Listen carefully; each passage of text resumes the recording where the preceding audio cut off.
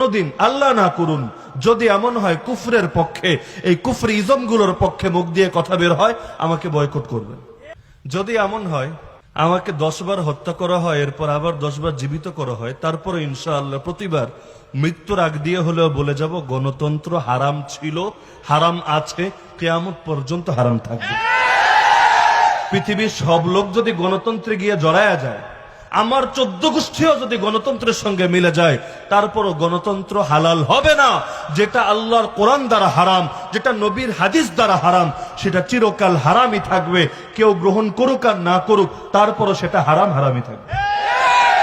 এখন এটার ব্যাপারে ভুল স্বীকার করার অর্থ হলো আমি এখন গণতন্ত্রকে হালাল বলবো।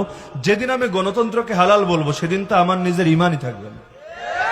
আর আল্লাহ না করুক কোনদিন যদি আমার মুখ থেকে এমন কোন কথা বের হয়, সবাইকে সাক্ষী রেখে বলে যাচ্ছি, কোনদিন আল্লাহ না করুক, আল্লাহ না করুক, আল্লাহ না করুক, যদি এই জাতীয় কোনো কথা বের হয় যে আমি কুফরের পক্ষে দালালি করা শুরু করেছি, আমাকে ত্যাগ করবেন, বয়কট করবেন।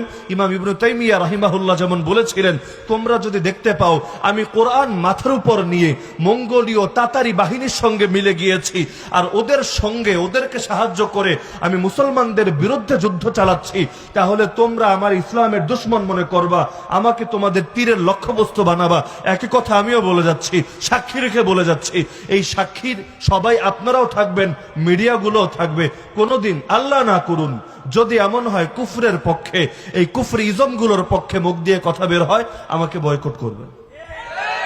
কারণ ব্যক্তি পূজার ইসলামে কোনো সুযোগ নেই। যতদিন হকের উপর কেউ থাকবে, তার প্রতি মহব্বত থাকবে হকরে মহব্বত করার কারণে। আর কেউ যদি হক থেকে সরে যায়, তার প্রতি কোনো মহব্বত থাকবে না।